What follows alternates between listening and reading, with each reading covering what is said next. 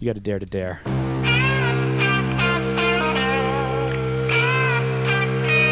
From Toronto, Phanta Media presents the Not So Corporate Podcast.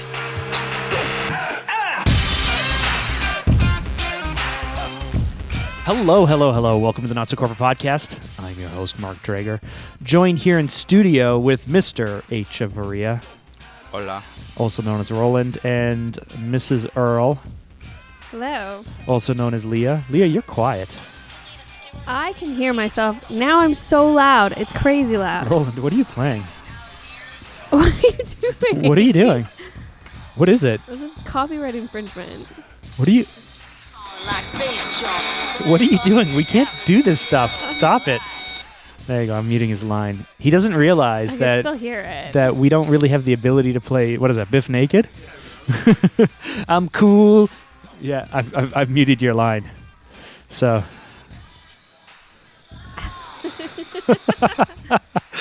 What is going on here today? So, Biff Naked? I remember Biff Naked. Wow. She's from Vancouver. She, oh, don't be mean. You got to talk into the mic. You She's always like 45 with all those tattoos. You always talked about Leah not talking into the mic, but you got to talk into the mic, man.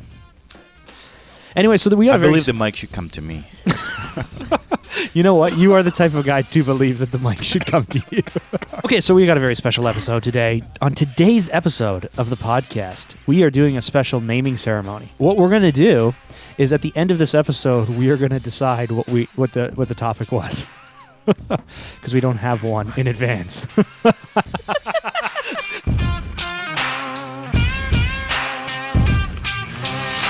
So we are podcasting without a parachute right now. At the end of the episode, we're going to decide what the topic was. How does that sound? You look so nervous right now, Leah. I think that sounds great. You look terrified. That's a really good segue into how many weeks until I have my baby. No, we're not talking. How many weeks we're not talking before about that. she's gone forever? Roland, man, my what's up with the goodness. singing? Oh my goodness, you're crazy. Also gone forever. It's harsh. You're going to have a second child. We know what that means. Gosh, we got to hope Well. that you don't Downton Abbey it, right? Oh, I don't know Like what that means. hire someone to raise my children? No, I was going with the eclampsia, right? Oh, okay. So Right? I wouldn't die of that now. No, but So that's okay. oh man, they said clamsia in that episode so many times. Preeclampsia. My wife, pre-clamsia. Yeah. My wife used to get mad because I would just say Preeclampsia. things like, the clamsia got her.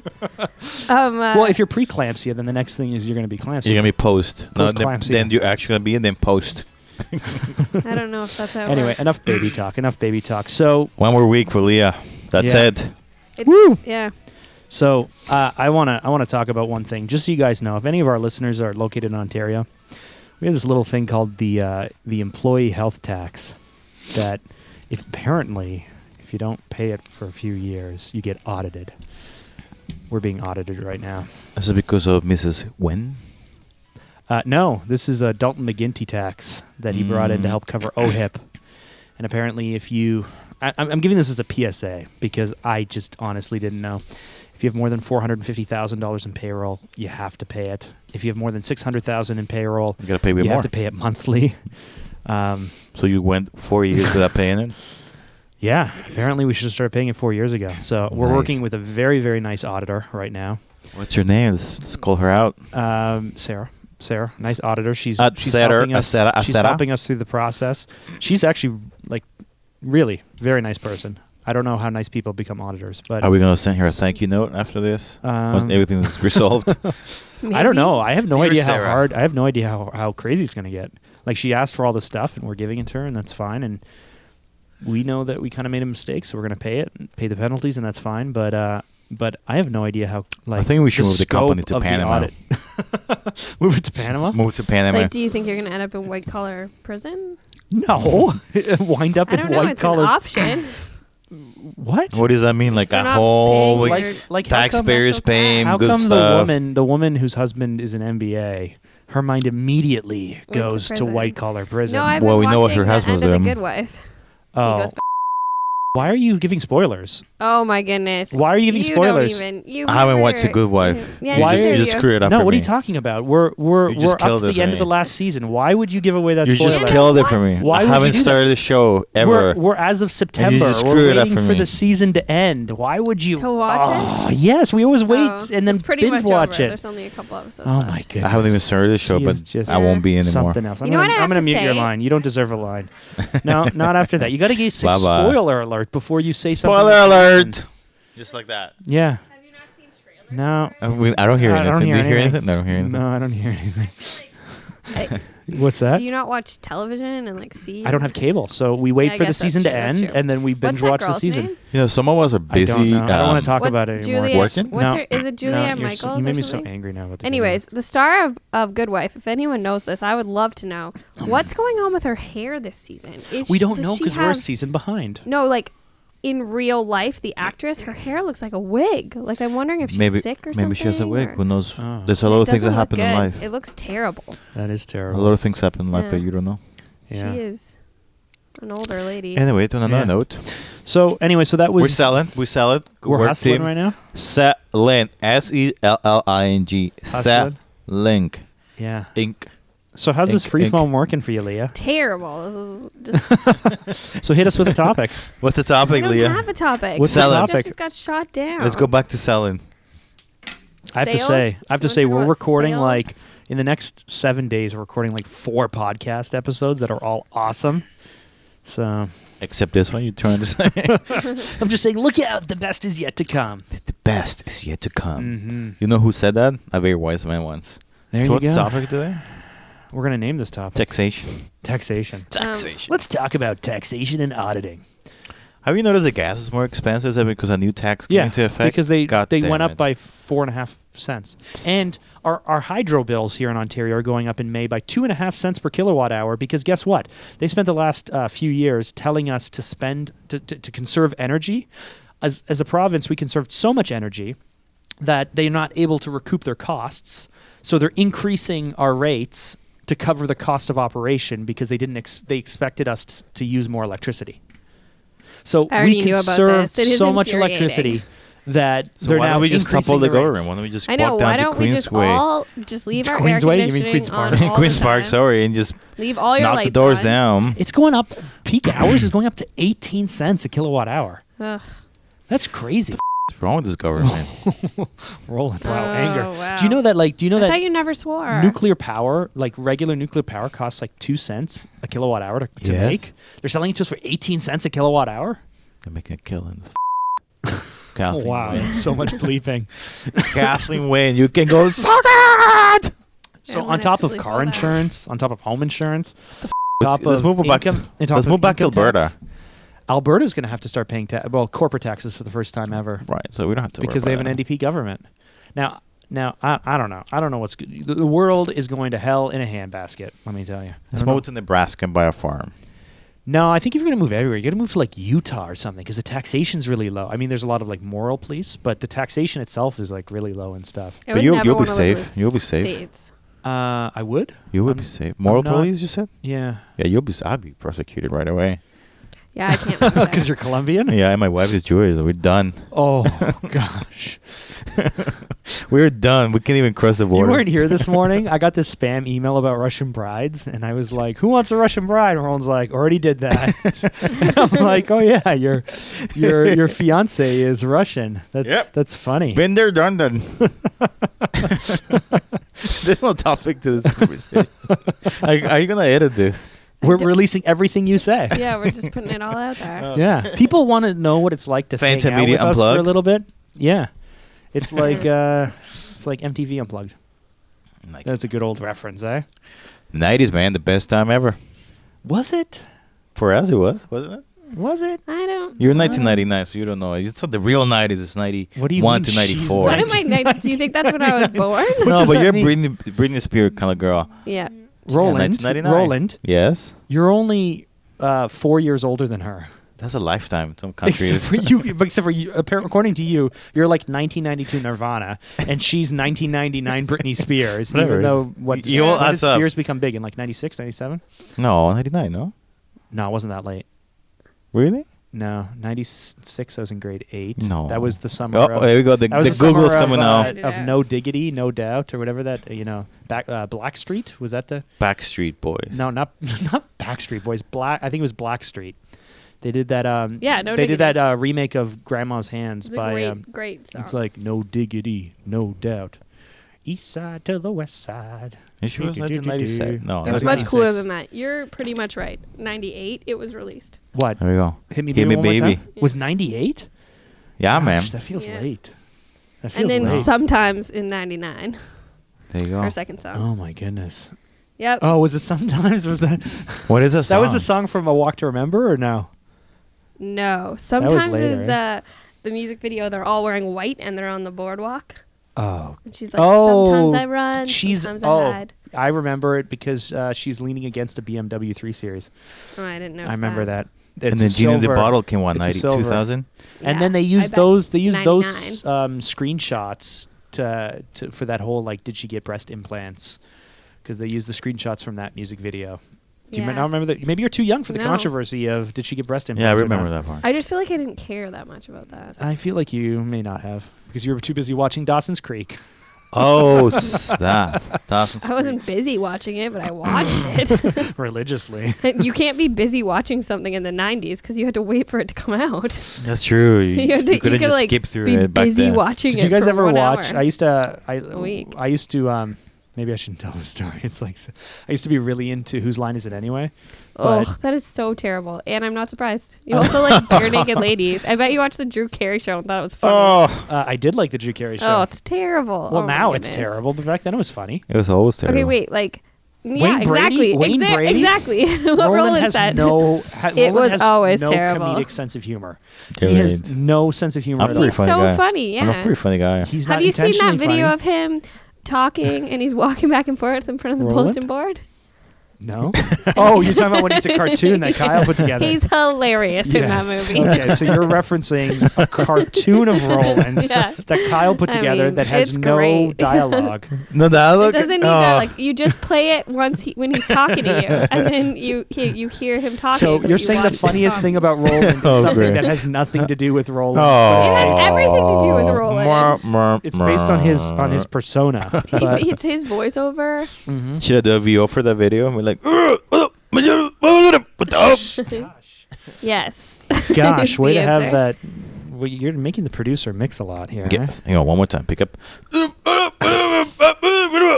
Better. Yeah, that's Anyway, good. what I was saying was, back in the '90s, when you'd watch something, anytime you watch anything humorous or like comedy, it's better with a lot of people. But I lived in the country and I lived far away, so what you do is you'd call a friend and you'd watch TV at the same time and then laugh and make fun of the jokes and stuff. Did you ever do that or no? What? Like you watch TV on the phone. You would both watch the same thing whilst on the telephone. So Like Yeah. doing it's like FaceTime? But I'm a girl. almost like so I FaceTime. feel Okay, so like instead it's you more would watch acceptable. Dawson's Creek. No, I didn't. Okay, I didn't like Dawson's Creek until I was older. Oh gosh, great. it's even worse. Yeah, way worse. Oh. But my favorite show was Buffy the Vampire Slayer, and I'm pretty Oh, sure that me everybody and my loved best that friend shit. Brooke Seitzma used to talk on the phone during the episodes when we weren't allowed to get together. Gosh. That's so funny. We get like grounded from having sleepovers. Oh, and we'd snap. have to Why? What would talk you on do the to get phone. grounded? Oh, I have no idea. Drinking. We probably like sneak out and go to the Gosh. golf course and hang out. I don't know. Meet She lived boys. on a golf You're course. so country. I cannot think of anything that. You're so north. Okay, so let's get back to the point, Okay. Hey, which Okay. is which is you got to dare, right, Roland? there. Okay, so we're going to go into a And- fast fire round. Everyone around the table is going to come up with one question, then we're going to go ahead and answer it, okay? So to kick us off, I'm going to go up with the first question. Roland, DSLR, good or bad? You These spent are the- so many years hating DSLRs. Me? Have you come around? Yeah.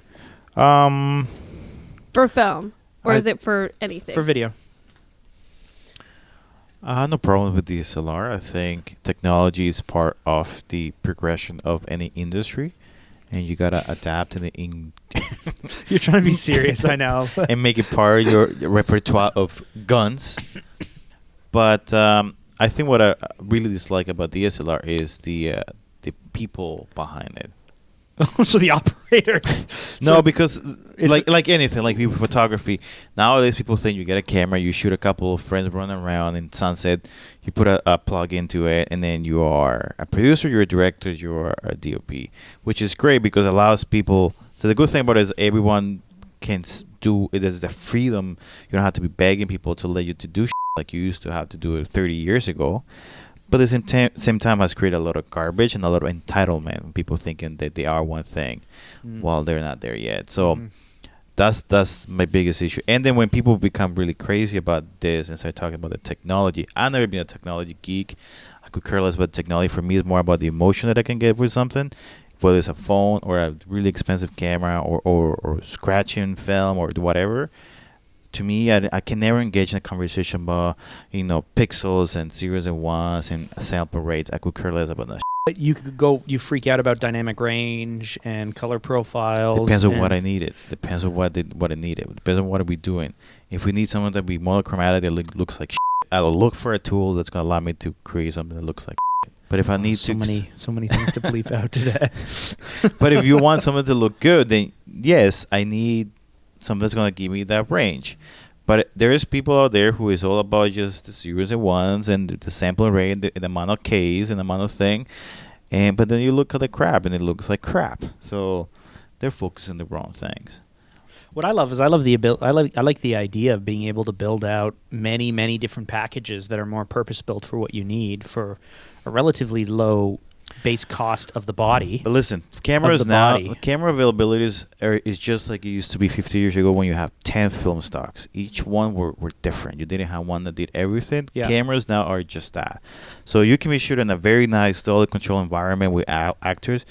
Use an Alexa. You use an Alexa Studio. It's 35, 40 pounds. Yeah, you're not going to run around and put it in the corner, but it does a different approach, different set of limitations and way of going about it that's going to create a different aesthetic. But if you need something that is funky in the moment and fast and like angles that you could never imagine that could possibly happen, go get a sticky camera like a GoPro or something like that, and you will get that crappier, whatever that is, but it's a different aesthetic. The problem is people get a DSLR and they think they can it's just it. And they get an external recorder and that's it. Like that's all the tools I need. No, there's it's just different things. No, back in the day, a monitor, you mean? Yes, a monitor. Or follow focus. Full focus. But what you're suggesting is you need to build out your kit based off of different cameras for different purposes, different lenses, and all that stuff. But what you're telling me is you've come around finally, because you were, a few years ago, maybe 3-4 years ago, you're a purist, and you hated the idea of shooting on DSLR. Because 10 years ago they looked like. Not 10 years ago. I said 3 or 4 years ago. No, I was never against them. Oh, come on. No, they need, like I said, like once we had conversations. We've had conversations. Back when we were hiring Chris. Yes. He was going on and on about how great the D something, whatever it was. Because he was going about the blah blah blah. The sampling rate and the 4 I'm like, I don't care. Like if it doesn't look good, it doesn't look good. That's it. There's nothing else to it to me. I think the fact that technology has become better, simpler, cheaper, and smaller allows you to experiment with many other things that you couldn't do before. But DSLR is cool. It's just if you have it, if you buy a TI Rebel and with a stock lens, and then I don't think anyone's doing that who's listening to this. Okay, your 5D Mark II with your stock lens. There you go. I know you spent $3,000 on it, but just that doesn't give you the title to call yourself something. But again, I guess who am I to say? You can call yourself whatever you want. It's just there's gonna be people on the other end like me saying, "F you." You guys see what we got to deal with? Blip. See the two sides of Roland? Listen, when Chris applied, there were like 75 people who applied, and there was him and one other guy that I actually liked the work. And he shot on the DSLR. It was just he was doing stuff different than the other guys. Mm-hmm. He wasn't just filming crappy stuff with his roommates. You could relationship films about 18-year-old kids. I don't give a damn what you're talking about. But he was doing stuff that worked and that looked good and it was interesting. And it was on DSLR. So like, hey, he's still working with us. What do you think, Leah? You like DSLR shooting? Oh, I think that belongs in a certain place, a certain genre of weddings shot by hipsters. Oh, it looks gosh. very much like that to me. That is where I've seen it work really well. If you're into that. No, you can do it different ways. Like there's a thing that you can have a DSLR. You can have a 5D, for example. You can put a very nice lens in it, and then you can record it to an external recorder with a full dynamic range. And now all you're using is the processor to go through to get your image, and then you can really spend your time color correcting to what the story needs. Not just, hey, let me make it this way or that way because it's cool. No, it's what the story needs. And then you can create nice images that way. So I guess I don't have as much experience of people using it the way you guys use cameras. I have more experience of just everyone I know that has a DSLR and shoots DSLR does weddings amateur. Yeah, well, so I feel like for me that's what it's sort of. And they hold DSLR with weddings because they can just with it in the back just go from photography to video. Yeah, and that's why it's small. It's easy to get around in places. Exactly, and it's just easy, it's cost effective, creates a pretty good image. Yeah. And it's just efficient. They don't have to carry 10 cameras with them. They just carry the one. Yeah, and they can do like a little. But think about it. Now you have iPhones. You have phones that shoot pictures stuff, pretty good quality. Yeah, you know what? I still think that people wouldn't want to give you money if you said, "I'm going to shoot your wedding on a phone." But if you have a DSLR, people are usually okay with that. But if you keep people, for example, people are getting married, you give an iPhone, says shoot, and then you incorporate it into a bigger piece, a bigger story, a bigger video. And everything's vertical, for example, it's a total different aesthetic, and it works for what is being created. But if someone comes and say, "Hey, I'm a DOP, I have an iPhone," and we're like, "Oh, right." Another bleeping right there. There are certain limitations when it comes to the type of thing you're shooting on. Because I know if you have a Samsung, it's not as good. Yes, well, it is. It isn't. No, it just isn't. Because I know that Nerdist shot this like Star Wars Cantina funny film or something on a Samsung. Yeah, I remember. And they paid for Samsung to pay for it, and they're like, "Oh, it's so great!"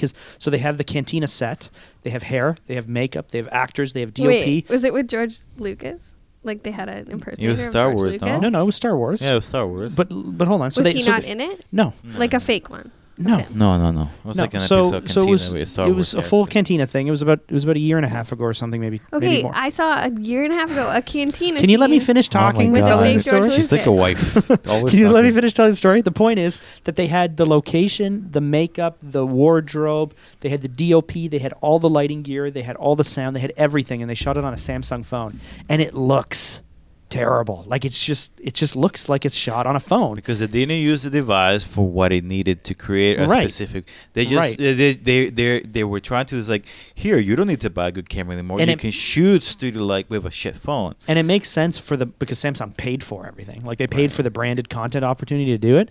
But you're watching it and you're just like, you can totally tell it's not really. They didn't embrace the aesthetic, and then they didn't shoot it to accommodate the aesthetic that the phone created, which would have been more handheld, more loose, more in the moment, more snappy. It wouldn't be a cantina. It would be maybe them running around some dark alleys or something. Sure. And just very POV, very shaky. That would have worked better because the tool was they didn't choose the right tool for the right scenario. In this case, they had a tool, needed to use the tool, so they needed to adapt their scenario to work for that tool.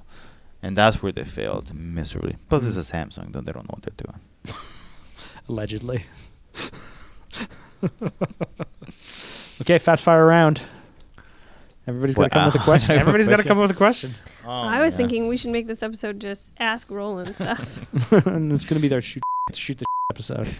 Yeah. Hang out with Phanta Media. Okay, fast fire round. I asked my question. Question's you, Mark. Quick question. If you're a producer, you don't have budget to put towards getting leads, the phone ringing or emails coming through, and you're like, I have a few contacts, I'll get some work through them, I work them, I take them to lunch, but how can I expand that even further where I can build more relationships even if I don't have money for leads? How can I build more relationships where I don't know who these people are?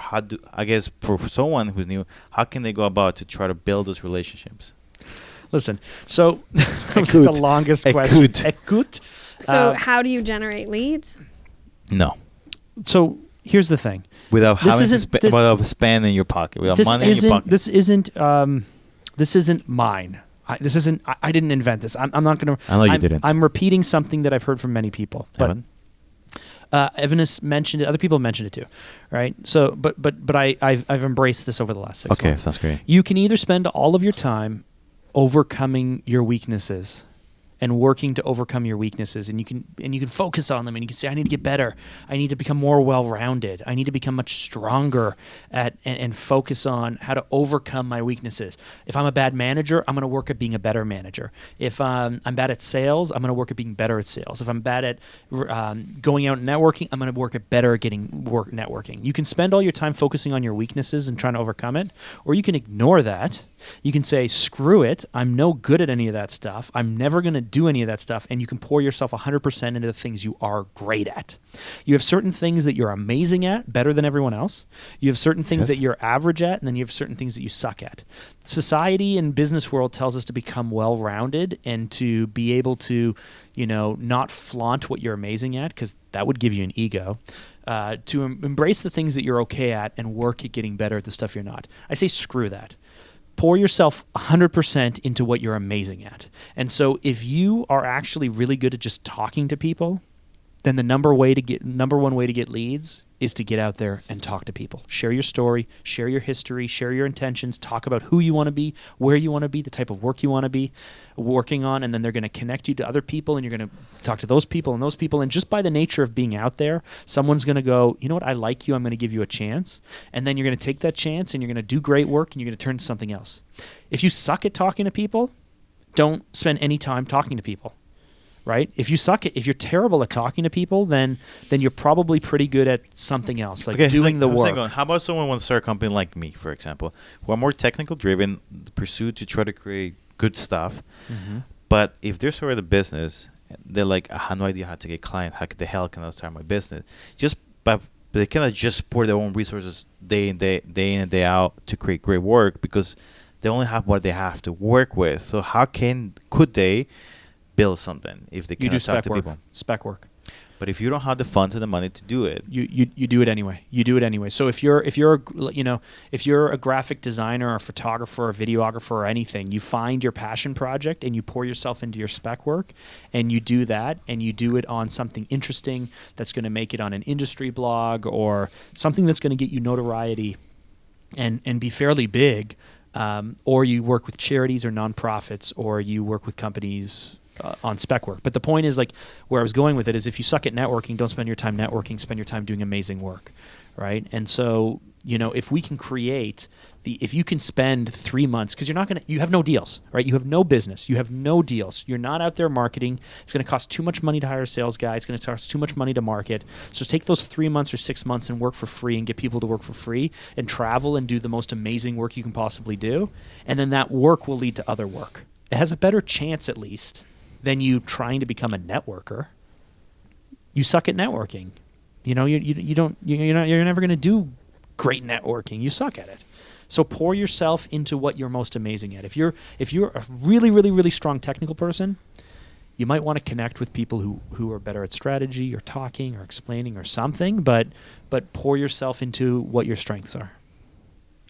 Can I just ask, what answer were you anticipating? Like, you find a magic lamp, you rub it, a genie comes out, then you ask them, please. But there's a lot of people out there who are more technical and totally. No, I just like, and they get stuck in that part. So yeah, totally. You were doing the question. You know what? We all do this. I've graduated school and I was like, I want to be a documentary filmmaker. That's what. By the time I finished school, that's what I wanted to be. And so I went out and I bought a camera. Well, I wasn't thinking about that, but I went out and bought a camera, PD-150 That's or 170. That's actually interesting, because weren't you almost married, like, gonna have a family? And you were like, because documentary filmmaker, I think that could work, but you have to, like, travel and just do whatevs. Yeah, I wasn't really thinking it through. Live on the Panama Canal and make a documentary or whatever. I wasn't thinking it through, but I graduated. I knew that I wanted to do that, so I went out and bought a camera that I was trained on at school, that I was comfortable with, that was great for documentaries, like the PD-170. This is back in 2004. It was in 2004. Okay, so you're going back then. You're saying great low light. The competitor was the Canon SL1S, which just was more expensive and not as good for documentaries. So PD 170, tape based, great at low light, has a great sound. All of can record DV cam mode. Ooh, whatever. HD DV cam now. There was no HD back then. Oh, no, that was after. That's like 2007. No, did it have tapes? Yeah. It was tape. Yeah. It was. Tape. I remember in great. You had to stretch them or something like that. Yeah, you fast forward and rewind them. Yeah. At least it was past the days where you had to do the time code. Do you remember where you had? Yeah, because you have to repack the tape. But do you remember where you had? I don't know if you remember. You used to have to apply time code in post production. Yeah. That was crazy. But anyway, so I went out and bought the camera, thinking I have the camera, right? Like, what am I missing? I'm missing the camera. And then I get the camera, and I never shot anything. I never did anything. Finally, after like a year, I shot this like short with a friend over a day, and it was fun. But the point was, I most of us who are more technically minded, because that's what I was back then, we think that we're missing the elements. Like if I'm a DOP, I'm going, oh, I don't have budget, I don't have producer, I don't have a story, I don't have actors. If I only had these things, I would work on the project. But the truth is, if you're a DOP and you want to build your reel, spend your next 12 months just shooting stuff. Like yes, you're right. You do need budget if you want to bring a 30-person crew together. But if you want to fill in a reel with stunning stuff, you just need to spend every moment of every day shooting stunning stuff. If you want to become the best at motion graphics, spend all day every day digging into motion graphics, and you don't need to wait for someone to hand you a project. If you want to be a great actor, you don't need to wait to get the role to fill in your reel to be a great actor. You need to get good at the art of acting, and then just write spec work, shoot spec work, take someone else's script and just act the role, even on a single shot camera. And anyone who is a good producer or director will see that. They'll see that fire, they'll see the passion, they'll see the delivery, and they'll see what's moldable and usable in there. So I think too much we wait around for people to hand us the opportunity that never comes. But that comes back to the conversation we have about cameras, where nowadays, because of the cameras, more people are doing that, going out there and doing shit. But there's something where people think I'm doing stuff, but I don't know. I find that they're not. I guess just for everything in life, but there's a lot of crap, and there's only a few stuff that is good. And the thing is that it's just too overwhelming and too much crap out there. And maybe because there's no I won't say limitation, but there's not that sense of critiquing or providing feedback, that people keep producing this stuff that is not very good, but because it's so easy to produce it nowadays. But there's so much stuff, and maybe some of the good stuff is getting lost in the noise. You know what I'm saying? Yeah, it depends what your goal is. Like, the question you asked rises to the top. Oh, bam! The question you asked me was about sales, though, right? So ultimately, you need to put yourself in a position where you can demonstrate to someone that you know what you're talking about, that you can help them out, that you can answer their need, and that the budget lines. And to do that, you need to have work, you need to have professionalism, you have to have examples of work. But if your goal is, if you're saying, like, how do you generate leads when you don't have a lot of money and you don't have any strong sales abilities or presence, and you're very technical, my answer would be, whatever you're technical in, do it the best way you possibly can. Do you remember that song, oh gosh, I think what really stopped. Do you know the song, like Goatee? Was that his name? Goatee or whatever? Oh, somebody Gautier. I used to know. Gautier. Somebody I used to know. Someone else you used to know. Right. Okay. Well, the song's better than that, but Leah's gonna look it up. Terrible song. Gautier. You might think so, but if you listen to the dynamics of that song, he was not really a musician. He's like a sound recordist. My understanding of it is like a sound recordist. Like he's into producer, sound. Yeah, but it has to do with like not just like a musical producer. Like he's like an audio engineer kind of guy. Like he's crazy about the dynamics of sound. And so when you think about he didn't learn too much. The song sucks balls.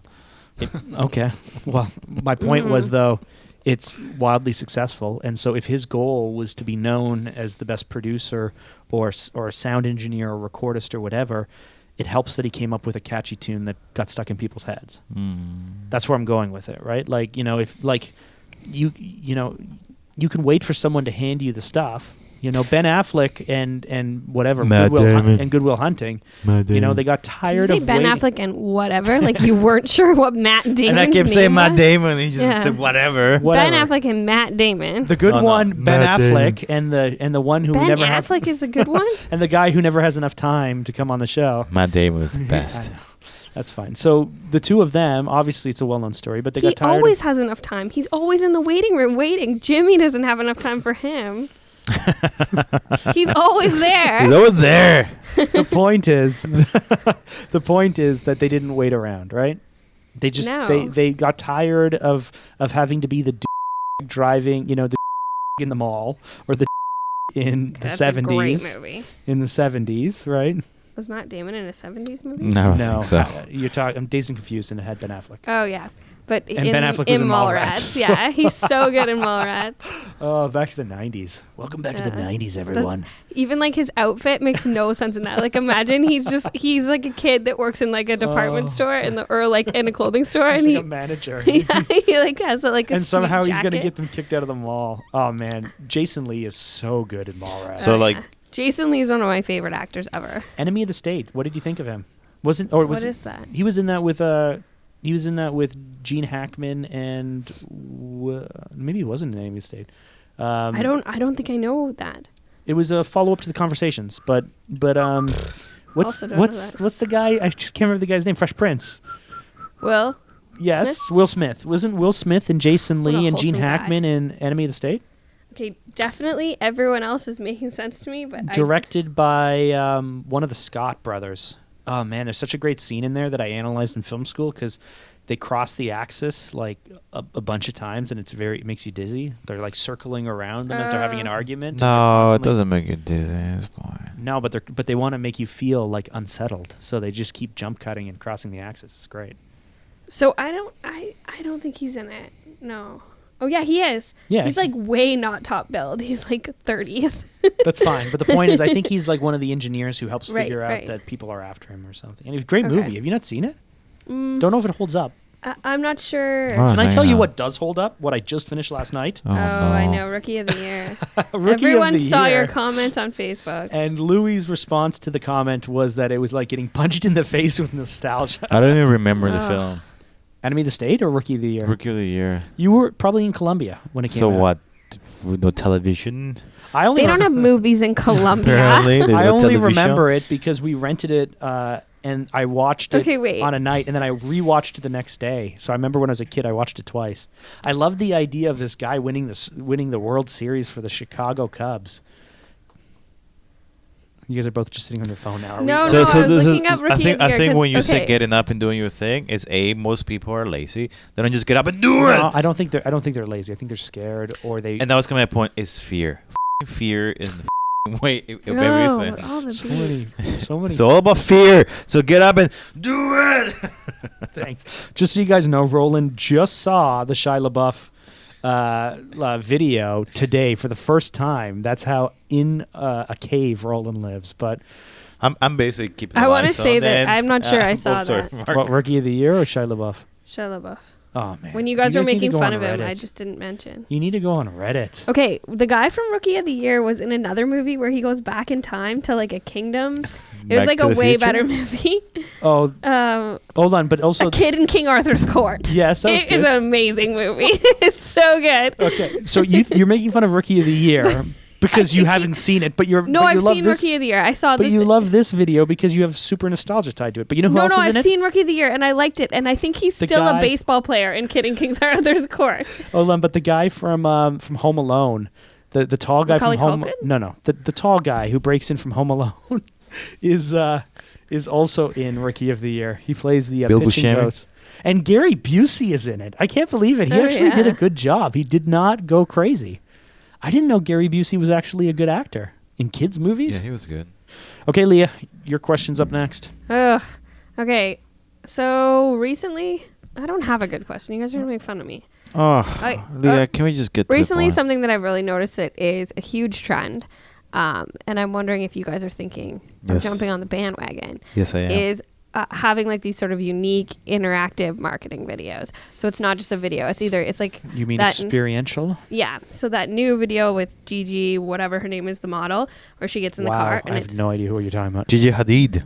Yeah, she gets into the car, and then it's a 360 video, and you have to follow the car, but it's like impossible to do. And then you guess what car she's in. Because there's like 5 of the identical cars. It's very interactive. It's interesting because you're just gonna stop being just you watch. It's become more about you participate because you know how 360 video works, right, Mark? You can move the screen, so you have to try and follow it. Yeah. Anyways, there's lots of things like that. 360 video. It reminds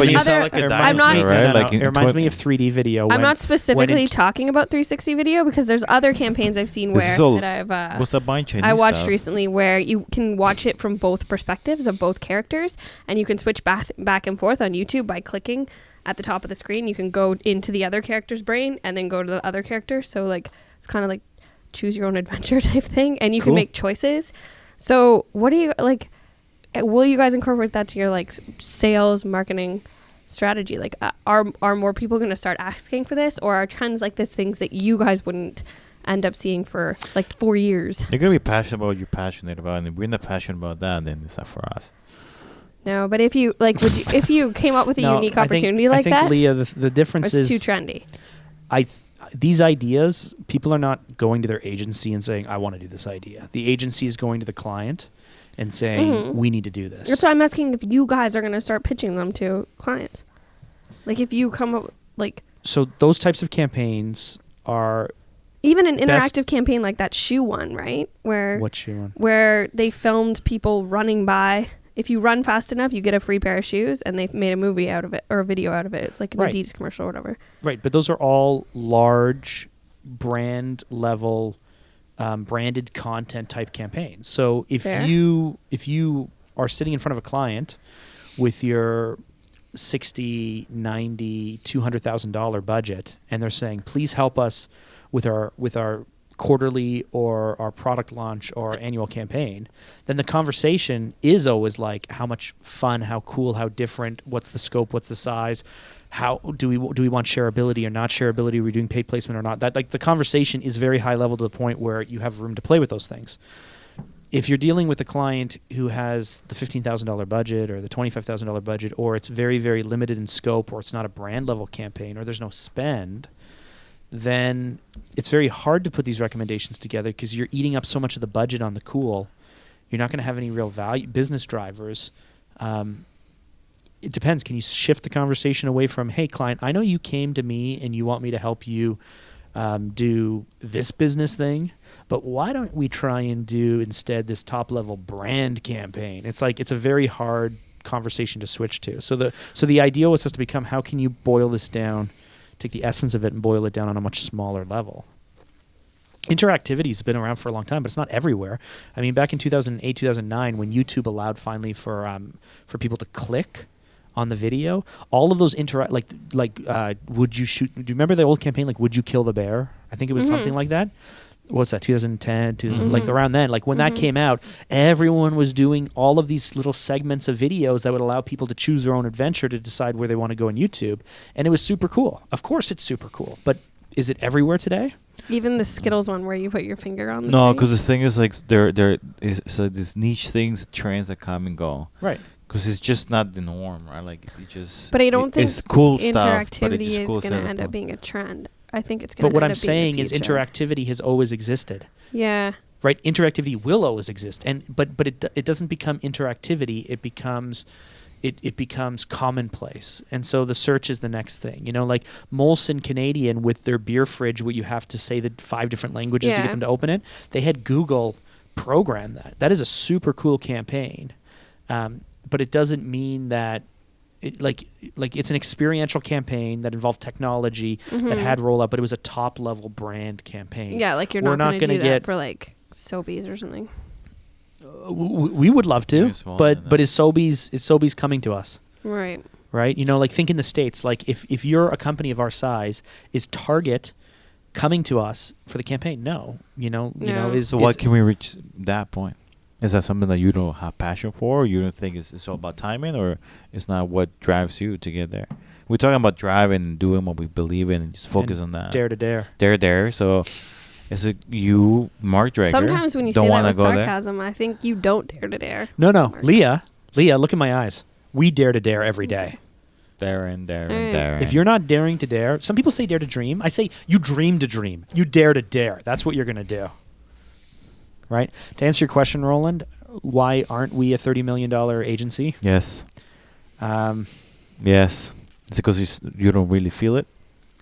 One, I don't come from that world, so I think if it were easy to build a $30 million agency, there'd be a lot more of them. But nothing is easy in life. You cannot say that. That's one. That is easy. Two, the second thing is that the agencies are seeing huge challenges over the last year, and they will continue over the next 2 to 3 years to see even bigger challenges as clients move away from outsourcing all thinking and work to insourcing it. So they're bringing in talent. They're also moving away from an agency of record model where people are on retainers and being paid just this annual fee, that's pre-planned. They're moving to a project basis.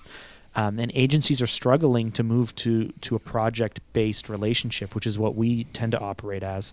And so for us to look forward and say we want to build the $30 million agency. But I'm not saying you need to build a $30 million agency. What agency is now? In 5 or 10 years, the target U.S., and they probably already do for really small things, but the really big companies will be far more likely and far more comfortable to outsource to small niche shops. That's already happening, and that will continue to happen. But it doesn't mean that you're not going to be the agency of record who is sitting down with the CEO and saying, hey, we know you're going to spend $10 million next year. We want to play with $1 million of it to have fun in this way.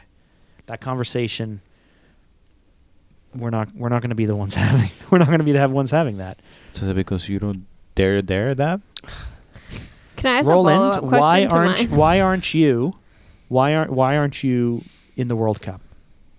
I don't play soccer.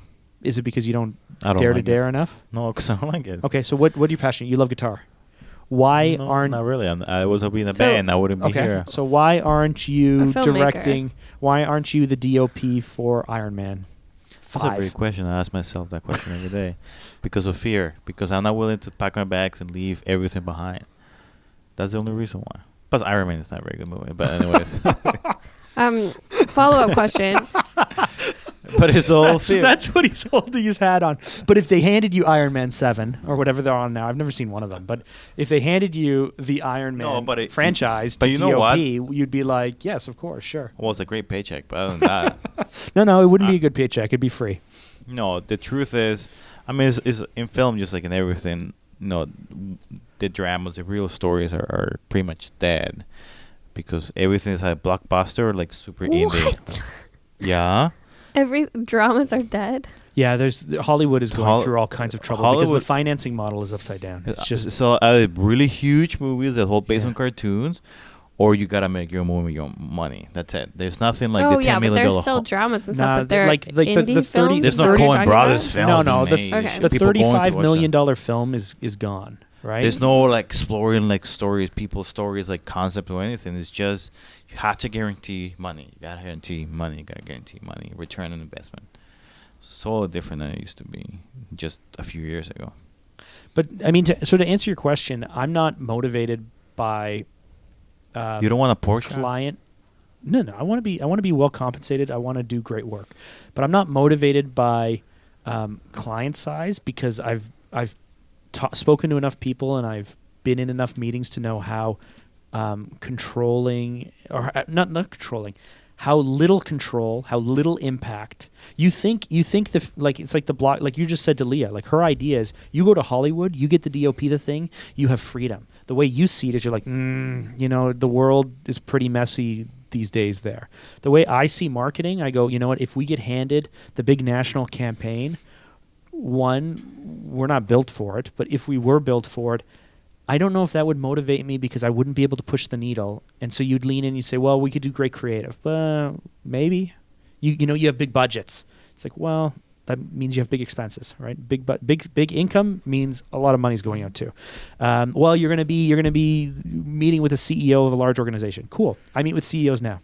So, it's like it's not like I'm more excited to chase that big thing because I'm not like competitive that way. What I want to do is I want to help businesses. I want to produce great work. I want to move the needle for them. But But you're gonna tell me the $15,000 client is not the same way. They say it sounds exciting what you're saying, but they can't even really see you eye to eye. But that's not what we're working on these days.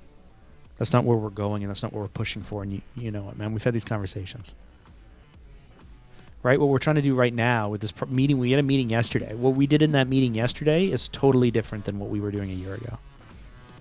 What do you mean, a month ago? Fine, it's different than what we were doing a month ago. Still, I don't know. It's not there enough. We're working on it, buddy. Relax. It's not there. Okay, how did you come in here all feisty, fiery, and now you're like all disappointed and depressed? I don't know.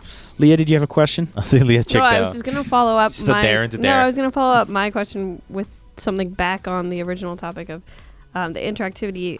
So now, when you're pitching videos, are you also thinking about interactivity in terms of social media though for your clients? Because like most video, when I'm reading and researching for writing marketing blogs, I read a lot about how you can make a video, but you have to be able to, you have to have like a whole strategy with social media that's interactive with your target audience, or else it doesn't go anywhere. Mm-hmm. So is that something that is that the future of Phanta? Is that like, do you guys help with that? Are you thinking about that when you create the content? Yeah, for sure. It's not just about us, but I think any content producer needs to be really, really focused on everything that happens before you produce the content: creative, strategy, target audience, motivation. But you also need to be extremely focused on the distribution strategy, and like right down to like right down hashtags, to right down to where it'll be shown, how it'll be shown, whether it's paid or whether you're looking for shared, the different calls to action, split testing different content, doing different cut downs. So like a series of 15 seconds and 30 seconds and 60-second cut downs based off of your top video, or not even off Instagram, just based off split testing. Like determine what is landing. This, content production for quite some time now, because of the way that we are able to access the data and the analytics, is not solely creative, and it's not solely an art. It's like there's data-driven decision-making that goes into producing the content. And that can either be a hindrance to you. You can either be afraid of it, or you can embrace it, and you can say, you know what, we know that we need to operate with the creative.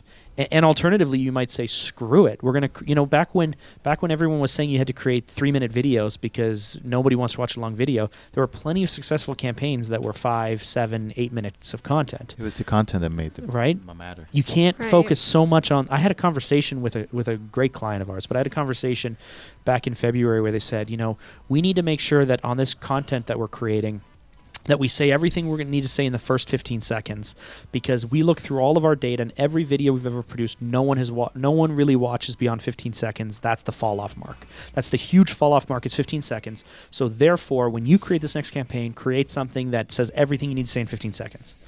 And that's one way of thinking. It's to say all of our data has shown that people will not watch past 15 seconds, but my answer to that is maybe everything you've ever produced is terrible.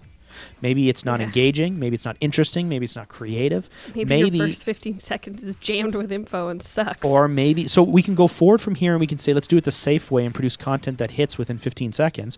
Or we can be bold and strong and say, no, I know that we're better content producers than other people. I know that if you let us produce stronger content, and we will do what we need to do to prove to you that it's the right thing to do, and then let's circle back around later and show that people watch past 15 seconds. And, that's the conversation to have. But that's the conversations that are taking place. It's not like, hey, in my mind, it shouldn't be like, hey, let's create a video. Cool. It could look creative. Like the world more and more and more has to be about really, really smart, specific distribution for specific target audiences and specific channels, because we're content producers. Right.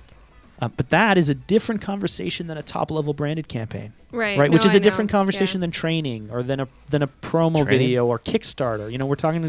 We work with Kickstarter. Testimonial. Boom. So it's different than if it's Kickstarter, right? Within Kickstarter, you're dealing with people who you need to be able to be cool enough to inspire them, but not so slick or cool that people are like, well, these guys don't need my money. And it needs to inspire them but be believable. You need to be credible and transparent while still kind of selling some magic. It's a really tricky community to market to. But that in itself is a different conversation. So it depends on the level where you're operating, and we feel we do. Like, I love doing smart work. I love dealing with these challenges. I would love to have the conversation where we go, great, we think you should do this cool campaign, and the client says, love it, how much is it? And we say it's $300K, and they say, great, let's go. Would love to do that, but the way we're working right now, at least, is it's not quite that conversation yet. So dare to dare. You got to dare to dare. So different experience for you as Boom. well. I know what we're going to call this podcast. We said we name it dare. towards the end. You got to dare to dare. Dare to dare. Yeah. Yikes. Listen, guys, I appreciate you joining us. Akut? I appreciate you joining us on this journey of hanging out with Roland and Leah and Mark. One more week. To quote Bob Ross, there are no accidents. There are no mistakes, just happy little accidents. Okay. Do you guys know Bob Ross? Oh, man, No. I love that guy. The painter guy on PBS. Yep. All right. I love Bob Ross. I'm going to put a bush right around. No, he wouldn't say that. He'd be like, what he would say is, go ahead and make one of those big, tall, strong trees, an almighty tree. And you know what? Trees can't live alone. Trees have to have little friends. Let's go ahead and make a little friend for that tree. Oh, there we go. You know what? I'm just going to go crazy today. I'm going to make a third tree. Let's go ahead and take the almighty knife and go ahead and put some bark behind that tree. And you know what? You know what I love about trees? I grew up in Alaska. And you can tell I watch a lot of Bob Ross. But when I was in Alaska, I really loved the little friendly little animals and all of God's creatures who grew up in that tall tree. Okay, are we done? That's it. We're done. Okay, thanks, guys. Right. Bye. What was that? Him just banging that? No, what we just did. It was terrible.